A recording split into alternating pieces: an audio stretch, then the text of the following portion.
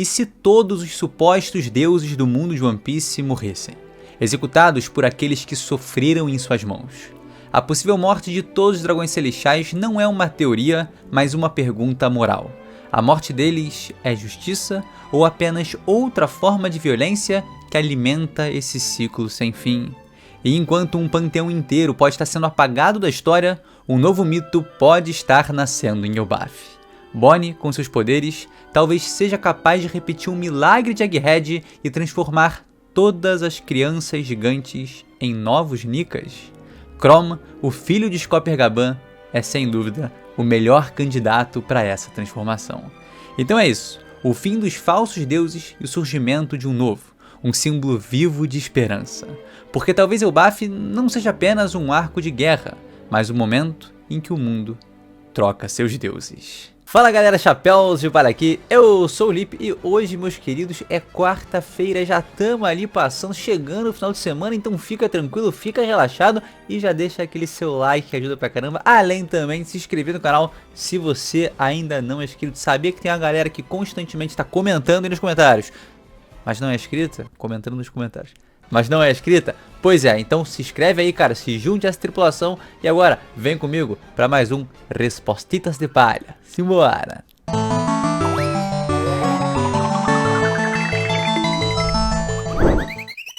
O @MateuLute perguntou o seguinte: os dragões celestiais nascem maus ou é só sua criação? Qual será o fim deles? Então vamos lá, né? O primeiro ponto que a gente tem que se atentar aqui é que o One Piece deixa bem claro que ninguém nasce mal. Os dragões celestiais são criados dentro de um sistema que ensina desde criancinha que eles são deuses, que eles são os melhores, que as vidas deles valem acima das outras e que os humanos são insetos. O mal deles é cultural, tá? Não é uma questão genética, isso de forma alguma. E exemplo disso a gente tem, por exemplo, a família Don Quixote, né? Que eu não tô falando do Flamengo e nem do Corazon aqui, que são basicamente crias dos mesmos pais, só que tem visões de mundo completamente diferentes. Eu tô mais me referindo ao seu próprio pai, o Don Quixote Homing, que ele simplesmente abandonou Marejoa para se juntar ao mundo de baixo, né? Então isso mostra que ele tinha uma visão completamente diferente daqueles que ele dividia ali a sociedade, no caso a alta sociedade de Marejoa. E ainda seguindo pelos Don Quixote, a gente tem simplesmente o Miosgard, que eu não sei se vocês lembram, ele era um bosta. Ele era um lixo tipo San Carlos, pô. Eles tinham características muito parecidas, se ver acima de todos, achar que aquilo tem que acontecer porque ele é um dragão celestial e tudo mais, etc. Até que a Otohime, com uma ação, uma atitude, mudou a perspectiva de vida de um dragão celestial. Então sim, tá? Eles também são passivos de mudança, e isso é muito importante, porque é Oda retratando pra gente que não, cara.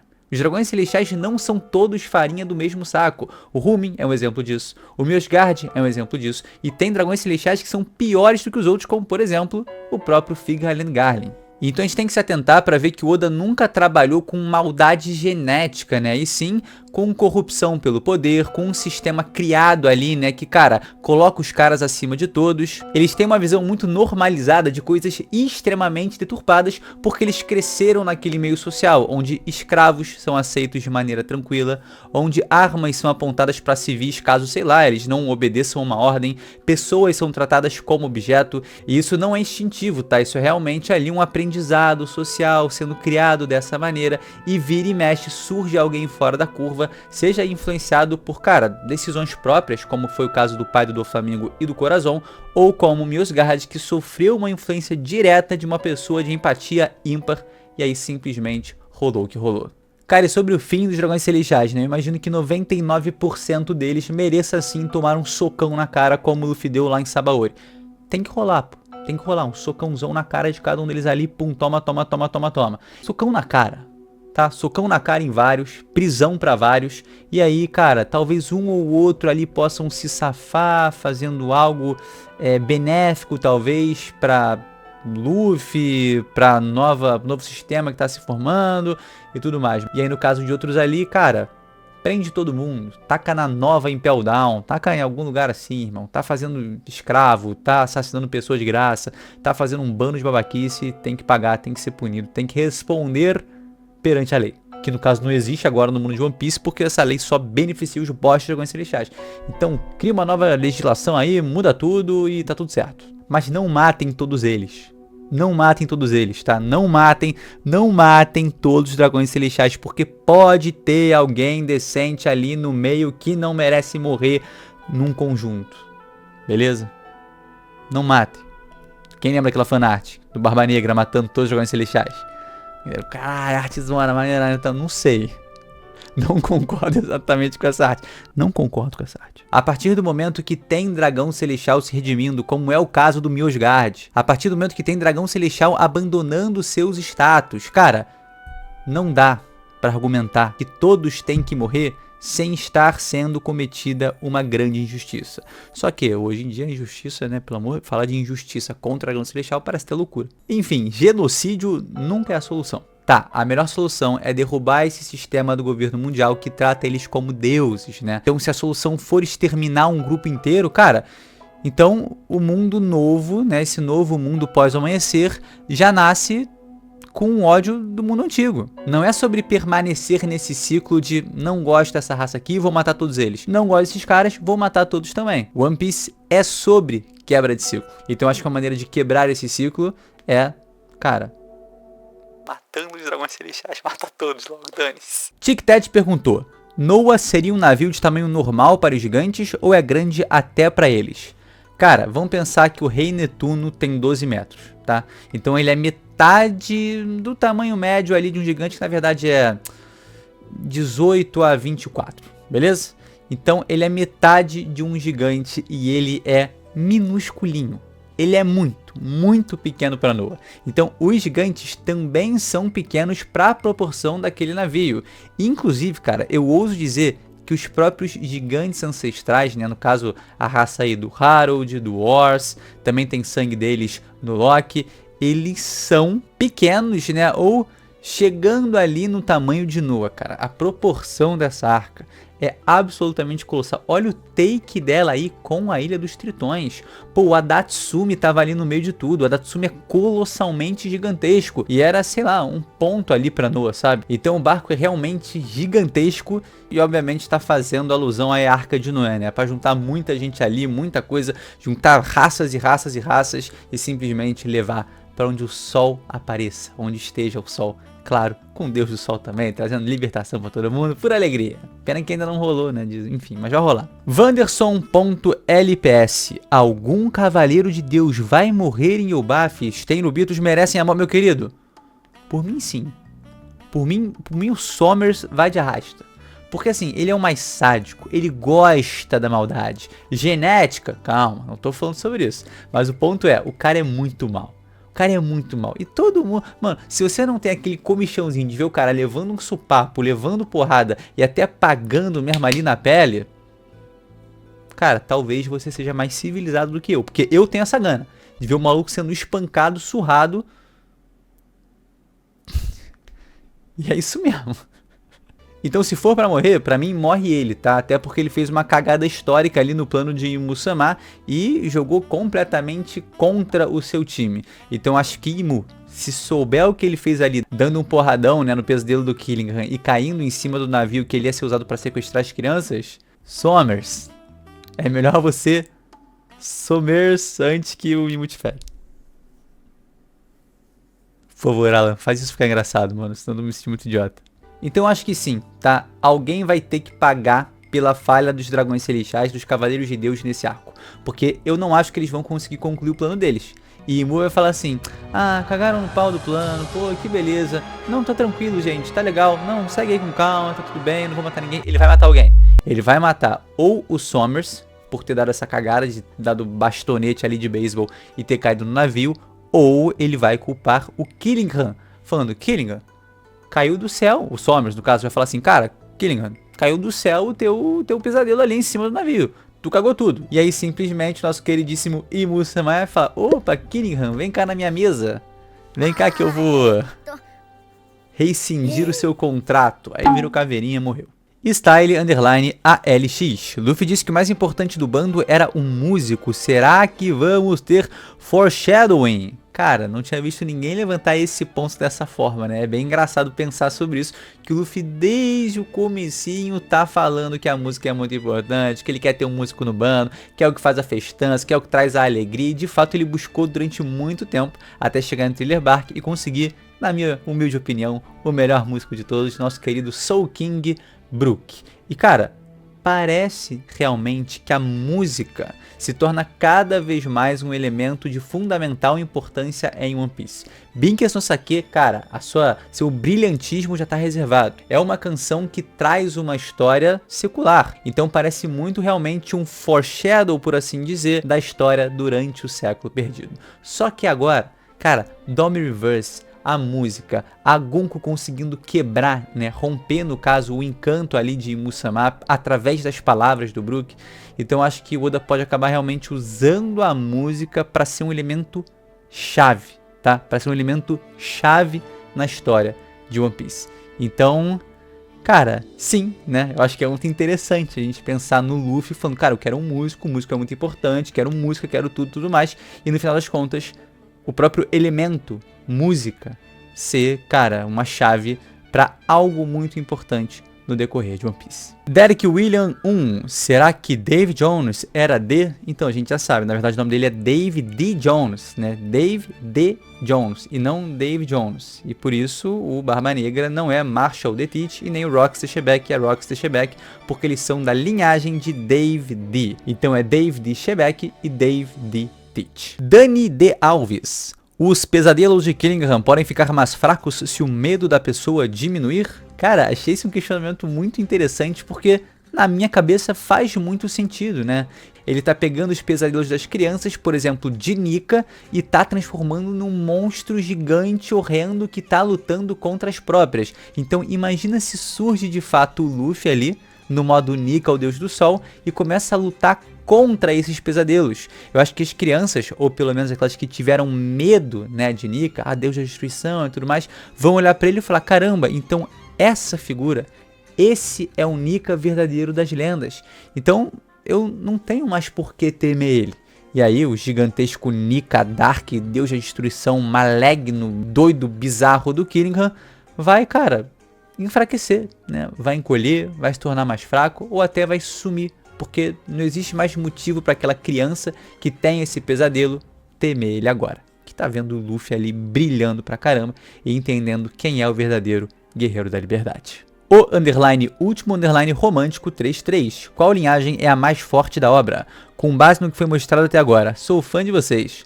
Tamo junto, último romântico. Ou um dos últimos românticos, que eu também me considero um dos últimos românticos. Mas vamos lá, é o seguinte. Cara, Dave D é uma família extremamente poderosa, não tenho nem o que falar. Figarland também são muito fortes, mas eu diria, tá, de coração assim, e sendo um tanto quanto clubista, que a família Monkey D é a mais brava que tem.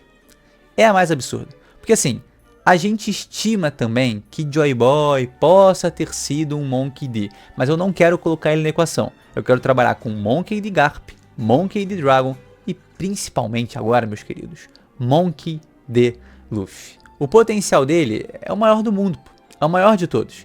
Então eu acho que se a gente somar esses três personagens, cara, essas três figuras, no final da história, nem a família Dave D vai ter sido tão poderosa assim, né? E claro, a gente já conheceu outros Dave Ds que foram descartados, mas até agora, todo Monkey D que aparece, irmão, é uma monstruosidade completamente fora da curva, apesar do Dragon ainda não ter se movido, ficado só nos 3 pontinhos ali.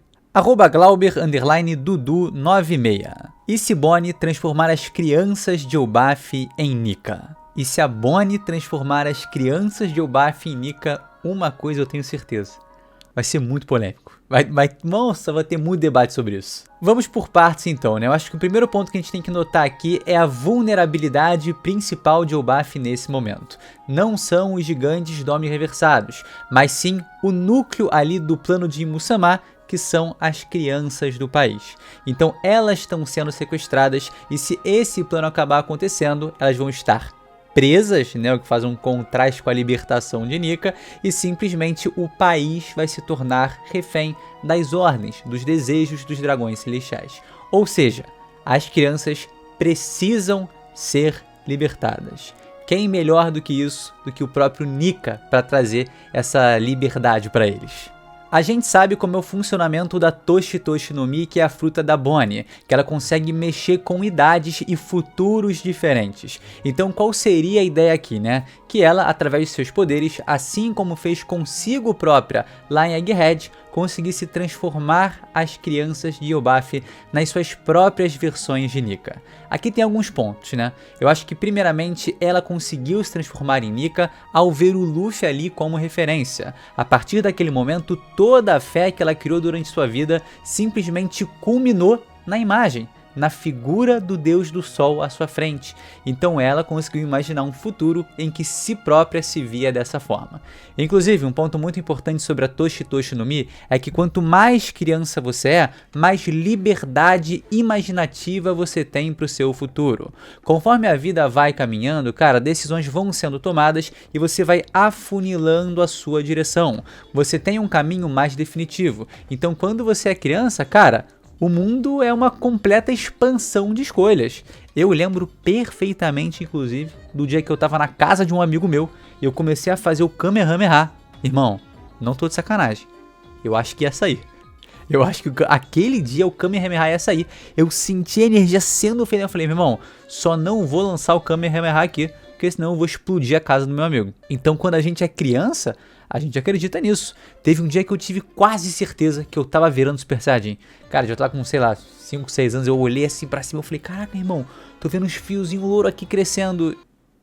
E tava batendo luz, né, bem de cima, mas enfim, você tem essa visão, né, essa imaginação, essa, cara, infinidade de futuros possíveis. Você consegue acreditar que você pode ser tudo que você quiser. Então o que a Bonnie sofre nesse momento é isso, só que ela tem que acreditar que as outras crianças possam se tornar Nika e provavelmente também as outras crianças têm que acreditar de alguma forma que podem se tornar Nika. Então eu acho que a figura, né, do Luffy aparecendo ali para elas, se provando o Deus da libertação, o Deus do Sol, toda essa coisa linda, simbólica que a gente já conhece, pode ser um gatilho para não todas, mas algumas talvez conseguirem se vislumbrar como Nika. Só que qual o ponto aqui, né? As crianças gigantes de Elbaf, elas são crianças que, diferente da geração passada, não se enxergam como guerreiros. Cara, uma quer ser bibliotecária, a outra quer ser arqueóloga, a outra quer ser médica, a outra quer ser cozinheira, a outra quer não sei o que lá.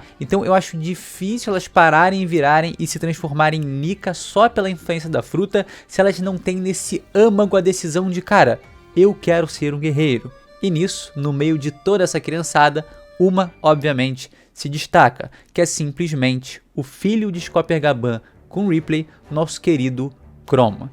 Ele já foi retratado algumas vezes como uma criança paralela ao Luffy, tá? Ele é apresentado da mesma forma, ali chateadinho, eu quero me juntar à tripulação do Shanks, quero me juntar à tripulação do Shanks, não se junta à tripulação do Shanks, quer ir por conta própria, quer se provar um guerreiro. Ele é muito um paralelo do Luffy criança, e o Luffy criança é quem come a Gomu Gomu no Mi e se torna Nika. Então quando a gente pega ele especificamente, eu vejo dois caminhos, tá?